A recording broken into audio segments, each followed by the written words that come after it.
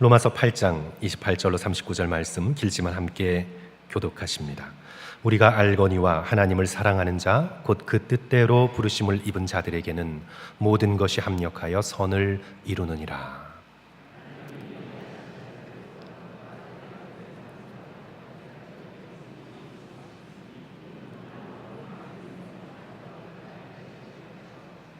또 미리 정하신 그들을 또한 부르시고 부르신 그들을 또한 의롭다 하시고 의롭다 하신 그들을 또한 영화롭게 하셨느니라.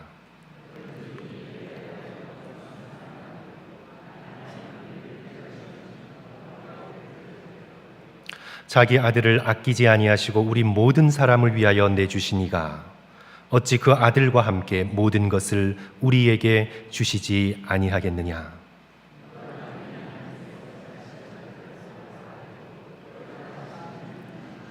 누가 정죄하리요? 죽으실 뿐 아니라 다시 살아나신 이는 그리스도 예수시니 그는 하나님 우편에 계신 자요 우리를 위하여 간구하시는 자시니라.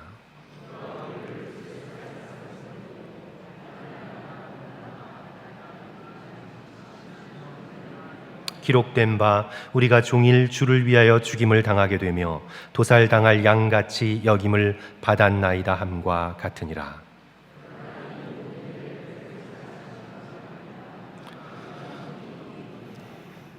내가 확신하노니 사망이나 생명이나 천사들이나 권세자들이나 현재일이나 장래일이나 능력이나 같이 있습니다.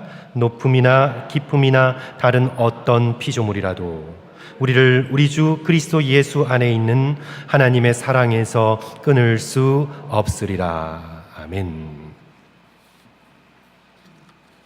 오늘 칼빈주의 5대 교리 마지막 시간으로 우리 성도의 견인 교리에 대하여 우리 성도들과 함께 살펴보는 시간을 갖습니다. 성도의 견인이란 하나님의 은혜가 나로 끝까지 믿음을 지키게 하신다는 교리입니다. 우리 금요일 날도 함께 따라 했었는데요. 우리 성도 여러분 다시 한번 함께 따라 하시면 좋겠습니다. 하나님의 은혜가 나로 끝까지 믿음을 지키게 하신다.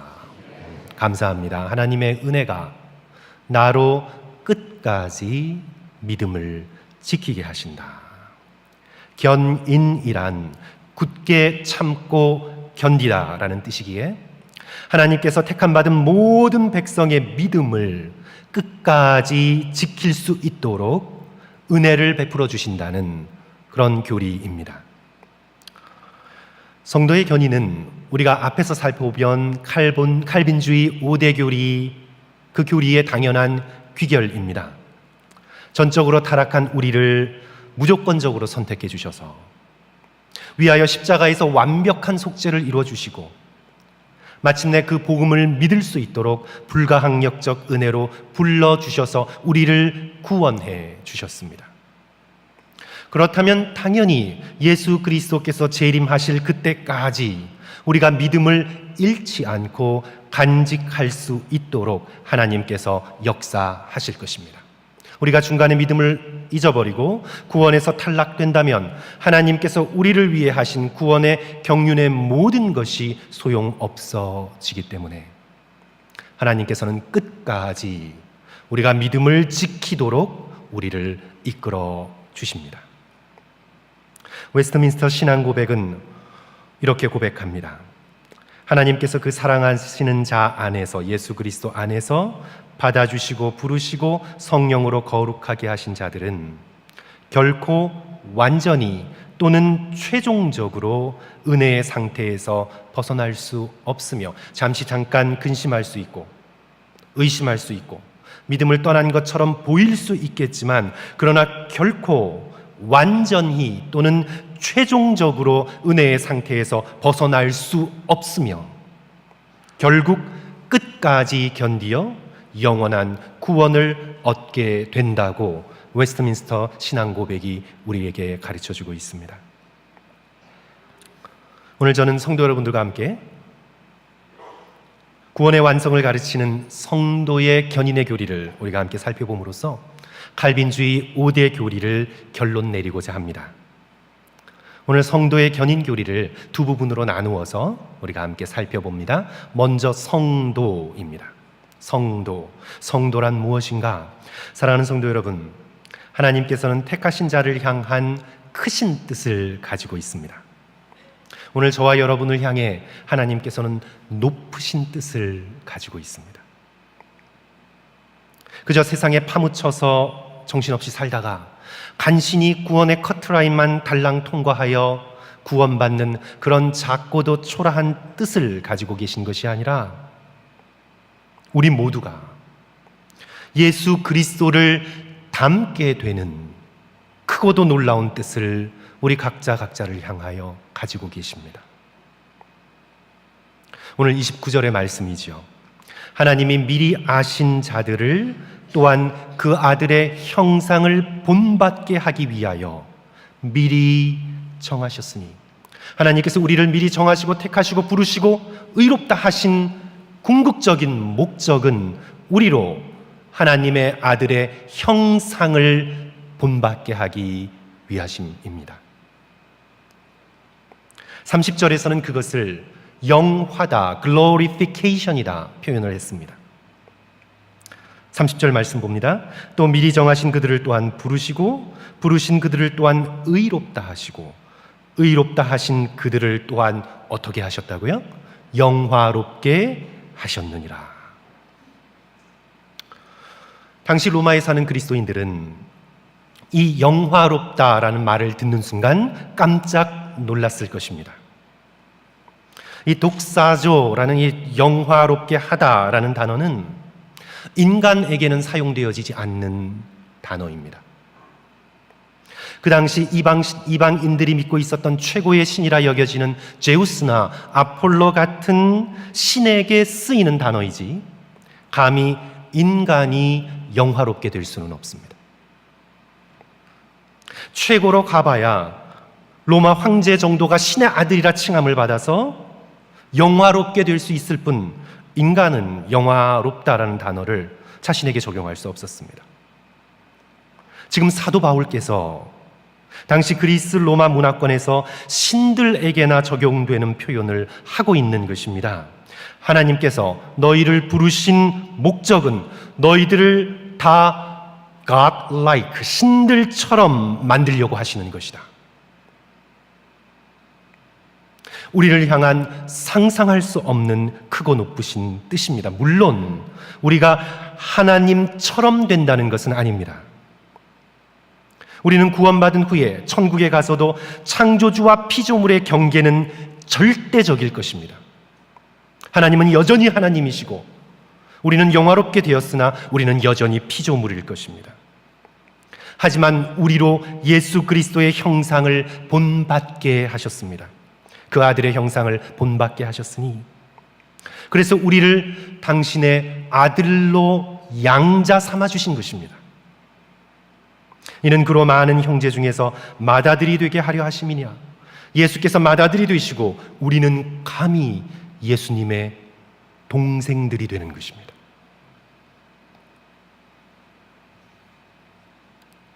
그리하여 성자 예수께서 성부 하나님과 누렸던 그 놀라운 영광을 우리로 누리게 하시려 하는 것입니다. 요한복음 17장 22절, 23절 우리 두 절에서 예수 그리스도께서 십자가를 앞에 두시고 이렇게 기도하십니다. 내게 주신 영광을 내가 그들에게도 주었사오니 성부 하나님께서 주신 그 놀라운 영광, 글로리, 이 영광을 예수께서 당신만 가지고 계신 것이 아니라 어떻게 하셨다고요? 제자들에게, 그리고 제자들을 통하여 믿는 모든 믿음의 백성들에게 주셨다. 이는 우리가 하나 된 것 같이 그들도 하나가 되게 하려 함이니이다. 곧 내가 그들 안에 있고 아버지께서 내 안에 계시어 그들로 온전함을 이루어 하나가 되게 하려 함은 아버지께서 나를 보내신 것과 또 나를 사랑하심 같이 그들도 사랑하신 것을 세상으로 알게 하려 함이로소이다.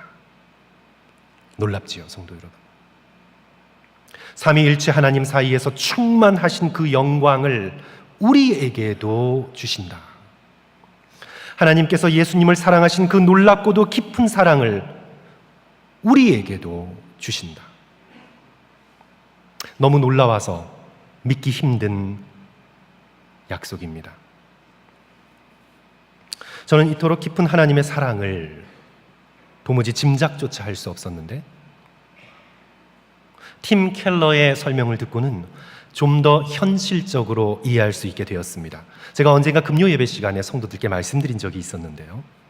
성도 여러분, 제게 아들이 있다고 한번 가정해 봅시다. 그런데 제가 남미로 선교를 가서 버려진 남자아이를 보고 불쌍히 여겨 제가 그 아이를 입양했다고 한번 가정해 봅시다. 그래서 그 아이를 저의 호적에 올려서 양자로 삼았습니다. 이제 성도 여러분, 제가 낳은 아들과 입양한 아들을 어떻게 대할까요? 차별할까요? 차별할 것처럼 보이시나 봐요. 제가 차별할까요?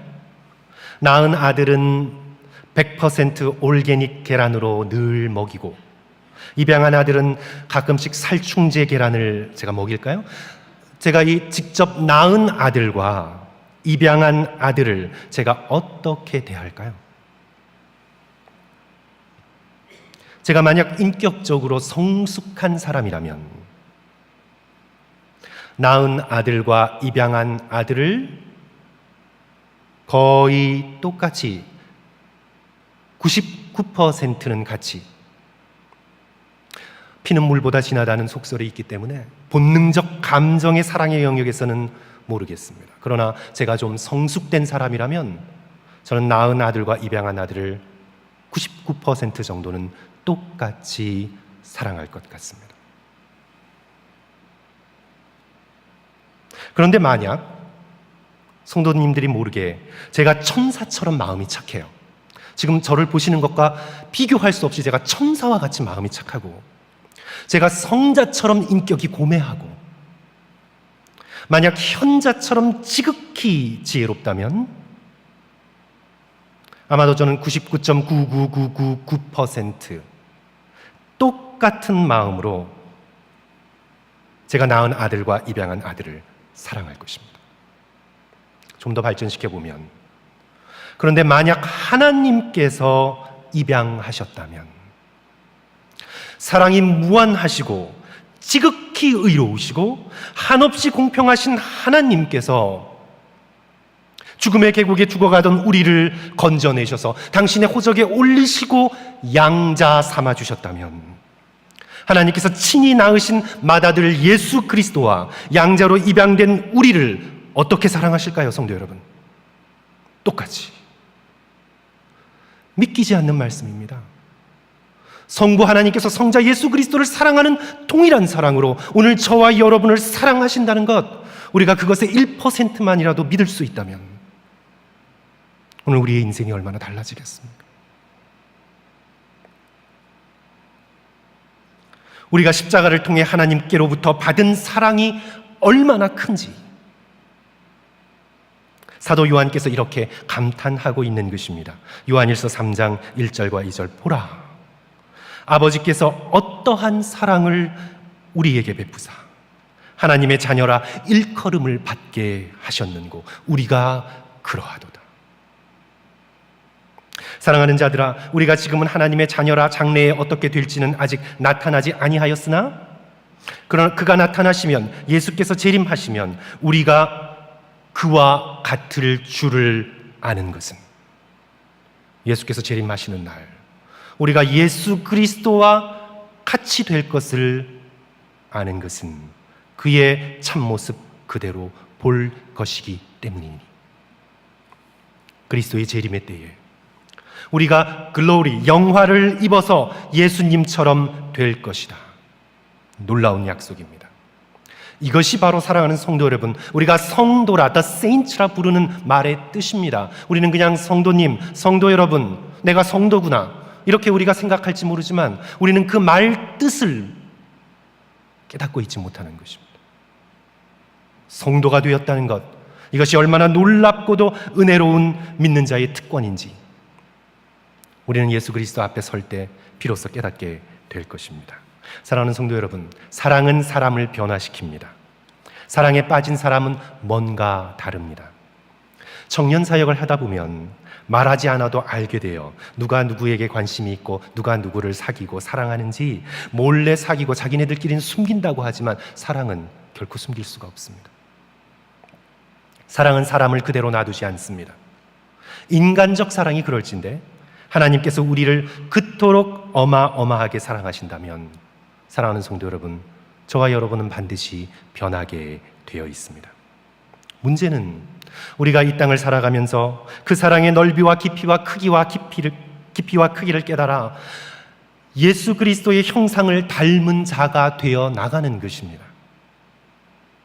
이를 위해 오늘 우리가 읽지 않았지만 8장 26절에서 성령께서 말할 수 없는 탄식으로 우리를 위해 기도하고 계십니다. 이와 같이 성령도 우리의 연약함을 도우시나니 우리가 마땅히 기도할 바를 알지 못하나 오직 성령이 말할 수 없는 탄식으로 우리를 위하여 친히 간구하시느니라. 우리가 단지 이 땅에서 부자가 되고 좀 더 성취하고 다른 사람보다 이름이 좀 더 알려지고 좀 더 건강하기 위해 성령께서 그것만을 위해 말할 수 없는 탄식으로 간구하시는 것이 아니라 하나님의 뜻은 그 정도가 아닙니다. 하나님의 뜻은 우리가 이 세상을 살면서 조금 편하고 조금 능력 있게 사는 것, 거기에만 머물지 않습니다. 우리를 향한 하나님의 뜻은 크고 높습니다. 우리가 예수님의 형상을 닮아서 예수님처럼 되어서 영화롭게 되어 하나님께서 누리시던 그 삼위일체의 영광을 우리도 나누어 누리는 것, 바로 그 높은 뜻을 위해 성령께서 친히 말할 수 없는 탄식으로 오늘도 저와 여러분을 위해 간구하고 계시는 것입니다. 동시에 하나님께서 우리 인생의 모든 기회를 우리로 예수님을 닮아가는 그런 기회로 삼으실 것입니다. 28절, 우리가 알거니와 하나님을 사랑하는 자 곧 그의 뜻대로 부르심을 입은 자들에게는 모든 것이 합력하여 선을 이루느니라. 그래서 성도 여러분, 우리가 칼빈주의 5대 교리를 마감하면서 이 성도의 견인의 교리는 우리로 하여금 간신히 천국에 가도록 지켜주신다 정도가 아니라 하나님의 말할 수 없는 사랑으로 우리를 예수 그리스도를 닮은 영광에 이르도록 변화시켜 주신다. 이런 적극적인 뜻으로 함께 이해할 수 있어야 되겠습니다. 이제 둘째로 우리가 함께 살펴보는 것은 성도의 견인이죠. 견인 부분인데요. 성도 여러분, 세상은 우리로 그렇게 순수히 예수님을 닮아가라고 내버려 두지 않습니다. 너 예수님 닮아가고 있구나. 계속 그렇게 해라. 세상이 우리를 향해서 그렇게 순순히 우리가 예수님을 닮아가라고 내버려 두지 않습니다. 사단은 우리로 하여금 하나님의 사랑을 의심하게 만듭니다. 시험과 환난을 통해서 하나님을 등지고 영원히 떠나가도록 믿음의 백성을 유혹합니다. 오늘 본문인 35절, 로마서 8장 35절이 이렇게 말씀하지요. 누가 우리를 그리스도의 사랑에서 끊으리요? 환난이나 곤고나 박해나 기근이나 적신이나 위험이나 칼이랴. 이 질문 속에서 전제하고 있는 것이 무엇입니까? 환난과 곤고와 박해와 기근과 적신과, 적신이란 벌거벗겨 수치를 당하게 되는 형벌입니다. 그 적신과 위험과 칼의 협박이 있었다는 것이지요. 36절, 기록된 바 우리가 종일 주를 향하여 죽임을 당하게 되며 도살당할 양같이 여김을 받았나이다 함과 같으니라. 순교를 당하는 환경 가운데 놓였습니다. 도축장의 짐승처럼 떼죽임을 당할 위협에 처해 본 것입니다. 초대교회는 그런 위험에 고스란히 노출되어 있었습니다. 신앙을 부인하고 로마의 신들에게 분향하여 자신의 살 길을 찾는 것이 현명한 길이라고 유혹했습니다. 그러나 37절, 그러나 이 모든 일에 우리를 사랑하시는 이로 말미암아, 나의 결심과 나의 결단이 아니라 우리를 사랑하시는 이로 말미암아 우리가 이깁니다. 이 길에 간신히 이기는 것이 아니라 어떻게 이긴다고 말씀합니까? 넉넉히 이기느니라. 견디게 하시는 은혜이지요. 성도의 견인은 하나님께서 여러 어려움 속에서도 믿는 자로 하여금 끝까지 견디게 하신다는, 견디게 하시는 은혜를 고백하는 교리인 것입니다. 이제 이 성도의 견인을 살펴보면서 저는 한 가지를 조금 짚고 넘어가고 싶습니다. 우리 교제의 저자인 존 파이퍼 목사님도 지적했듯이 성도의 견인은 방황하다가 다시 돌아오는 과정까지 포함하고 있습니다. 성도의 견인이 하나님께서 나를 지켜주셔서 내가 한 번도 의심하거나 실패하거나 넘어지지 않고 끝까지 무난하게 평안하게 나의 믿음을 지켜나간다, 그런 가르침이 아닙니다. 여러 실패가 있고 유혹이 있고 넘어짐이 있음에도 불구하고 하나님께서는 택함 받은 백성의 구원을 결코 거두어 가시지 않는다는 교리입니다. 성도 여러분, 오늘 우리가 하나님에 대한 생각을 조금 정리해야 합니다. 하나님께서, 성도 여러분, 하나님을 이렇게 생각하시면 안 돼요. 하나님께서 우리의 믿음을 보시고 쭉 보다가 우리의 믿음을 보시고 하나님께서 갑자기 기분이 너무 좋아지셔서 하나님이 기분파가 되셔서 구원이라는 선물을 턱 주셨다가 우리에게, 와, 너 믿음 좋구나, 구원이라는 선물을 턱 주셨다가 이제 우리가 의심하고 방황하고 회의하고 죄 짓는 걸 보면 하나님이 막 기분이 나쁘셔서 도로 빼앗아 오시는, 야, 가져와 구원. 우리 하나님은, 성도 여러분, 그런 분이 아니십니다. 우리 하나님은 그런 분이 아니십니다. 우리 성도 여러분들은 어떠신지 모르겠는데요, 저는 어렸을 때를 생각하면, 제가 아주 어렸을 때 형제들과의 관계 속에 또 동네 친구들과의 관계 속에 제가 했던 일들을 생각하면 얼굴이 화끈거립니다. 그런 일들이 저는 굉장히 많았습니다. 여러분들은 어떠신지 모르겠어요. 저는 어렸을 때 참 유치했습니다. 그래서 우리는 다 유치원에 다니는 거예요. 유치했습니다. 아주 어렸을 때 생각하고 행동하는 모습 보면 제가 그것을 기억해 보면 정말 유치찬란했습니다. 수치스러울 정도로 부끄러운 일들이 여러 있었는데 그 중에 하나가, 제가 조금 기분파였습니다. 어렸을 때 굉장히 기분파여서 제가 기분이 좋을 때는 위아래로 누이들이 있거든요. 누이들에게 다 나눠줬어요. 공책도 나눠주고 연필도 나눠주고 지우개도 나눠주고 스티커도 나눠주고 선심 베풀면 다 줘요. 가지라고, 막 기분이 좋아서. 그러다가 갑자기 기분이 나빠지면 다 내놓으라고, 도로 다 내놓으라고, 줬던 거 다 내놓으라고. 그래서 누이들이 부석부석 다 치사하다고 다 던져서 내면 또 그걸 가지고 있고. 참 치사하죠. 7살, 8살 때까지 제가 그랬던 것 같아요. 혹시라도 성도들께서 제게 뭐 받은 게 있다면 잘 간직해 두셔야 될 것 같습니다. 사랑하는 성도 여러분, 우리 하나님은 그렇게 주었다 뺏었다 하시는 분이 결코 아니십니다. 하나님을 그렇게 생각하면 안 됩니다. 우리 하나님께서는 한 번 주시면 영원히 주신 것입니다. 한 번 당신의 양으로 삼으시면 영원히 당신의 양인 것입니다. 누가복음에서 잃어버린 양의 비유가 오늘 우리에게 무엇을 말하고 있습니까? 한 번 양무리에 들었으면 끝까지 예수 그리스도의 어린 양인 것입니다. 길을 잃어버려 목자로부터 멀리 떨어졌어도 그 잃어버린 한 마리의 양을 찾기 위해 죽음을 무릅쓰는 우리 예수님은 선한 목자십니다.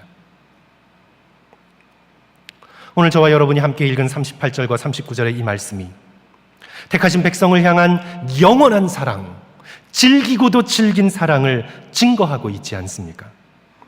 내가 확신하노니 사망이나 생명이나 천사들이나 권세자들이나 현재일이나 장래일이나 능력이나 높음이나 깊음이나 다른 어떤 피조물이라도 우리 주 그리스도 예수 안에 있는 하나님의 사랑에서 끊을 수 없으리라. 결코 끊지 못하는 하나님의 놀라운 사랑을 우리는 가지고 있는 자입니다. 바로 이 끊을 수 없는 사랑이 성도의 견인의 근거입니다. 사랑하는 성도 여러분, 하나님께서는 택하신 자를 결코 포기하지 않으십니다. 마음대로 버리고 떠나가시도록 내버려 두지 않습니다. 끝까지 추적하셔서 하나님께서는 다시 당신의 것으로 온전히 삼으십니다. 다윗은 시편 139편에서 이렇게 고백했습니다. 내가 주의 영을 떠나 어디로 가며 주의 앞에서 어디로 피하리이까? 내가 하늘에 올라갈지라도 주는 거기 계시며 스올에 내 자리를 펼지라도 거기 계시니이다. 내가 혹 새벽 날개를 치며 바다 끝에 가서 거할지라도 거기서도 주의 손이 나를 인도하시며 주의 오른손이 나를 붙드시리이다. 다윗은 자신이 지은 크고 큰 죄로 인해 하나님으로부터 멀리 떠나갔던 사람입니다. 그러나 하나님께서는 다윗을 포기하지 아니하시고 당신의 백성을 추적하셔서 바다 끝에서도 다시 당신의 것으로 삼아 주십니다. 성도로 끝까지 견디게 해 주십니다.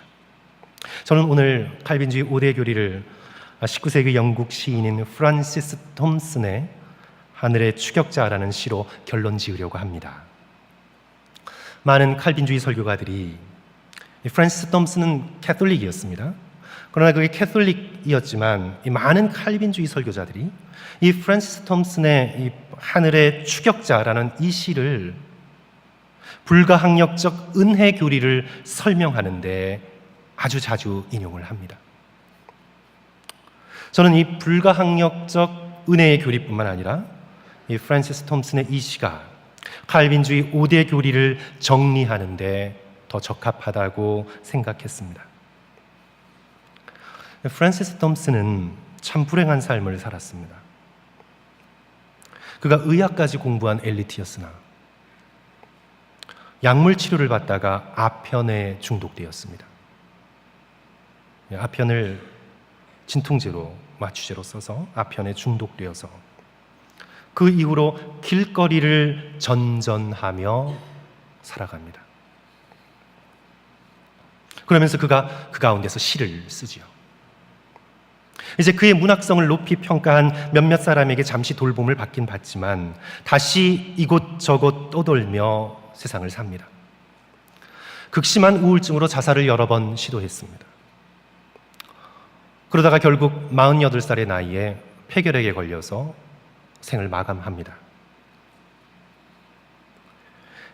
평생 극심한 가난과 약물 중독과 우울증으로 고통받았지만 그 깊은 고통의 순간순간마다 자신을 끝까지 추적해서 포기하지 않으시고 붙들어 주시는 하나님의 놀라운 사랑을 그런 고난 중에 체험을 했습니다.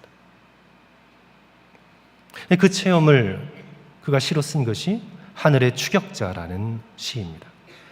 시가 너무 길어요. 오늘 다 읽어드리면 15분 걸립니다. 그래서 제가 앞과 뒤에 뜯어서 약간 편집해서 성도들께 읽어드립니다. 나는 그에게서 도망쳤다. 밤과 낮의 비탈길 아래로. 나는 그에게서 도망쳤다. 세월 넘어 저 아래로. 나는 그에게서 도망쳤다. 내 마음의 미로로. 그리고 눈물의 안개 속에 그를 피해 숨었다. 쫓고 또 쫓아오는 저 힘찬 발걸음을 피해. 그러나 서두르지 않는 발걸음으로 침착한 보조로 유연한 속도로 위험하찬 긴박함으로 발자국보다 더 급한 목소리로 말씀하셨다. 내가 나를 배반했기 때문에 만물이 너를 배반하느니라. 건너뛰어서요. 그분께서 말씀하셨다. 인간의 사랑은 그만한 공로가 있어야 받느니라. 하지만 너는 무슨 공로가 있느냐? 엉긴 흙덩이 중에서 가장 검은 흙덩이인 내가 오라, 너는 아무런 사당도 받을 자격이 없다는 것을 모르는가? 치욕스러운 너를 사랑할 자가 누가 있는가? 오직 나밖에 너를 사랑할 자가 없느니라. 내가 내게서 빼앗은 것은 너를 해치기 위해서가 아니라 너의 품에서 도로 찾기 위해서였노라. 내 어린 아이 같은 착각으로 잃었다 생각했던 모든 것을 내가 너를 위해 집에 간직해 두었노라. 일어나서 나의 손을 잡고 가자. 내 곁에 그의 발자국 소리가 멎었다. 나의 어두움이 결국 나를 쓰다듬던 그분의 그림자였단 말인가. 아, 어리석고 앞 못 보고 약하기 짝이 없는 자여, 내가 찾는 사람이 바로 나였다. 너는 나를 쫓아버렸기에 사랑을 쫓아버렸느니라. 하나님을 피해 달아나기만 했던 우리를 예수 그리스도의 십자가 안에서 끝까지 추격하여 우리의 인생의 모퉁이 속에서 우리를 붙들어 주신 하나님. 우리가 더 이상 빠져나갈 수 없는 하나님의 우리를 향한 전능하신 사랑. 그래서 아무리 도망가려고 해도 한번 사랑하시는 자를 끝까지 추격하시는 그 다함이 없는 하나님의 사랑, 이 사랑. 이번 칼빈주의 5대 교리를 통해서 사랑하는 성도 여러분, 다시 한번 이 사랑을 깨닫고 붙들고 감격하시고 의지하시는 저와 여러분 되시기를 주님의 이름으로 간절히 축원합니다. 우리 함께 기도하겠습니다.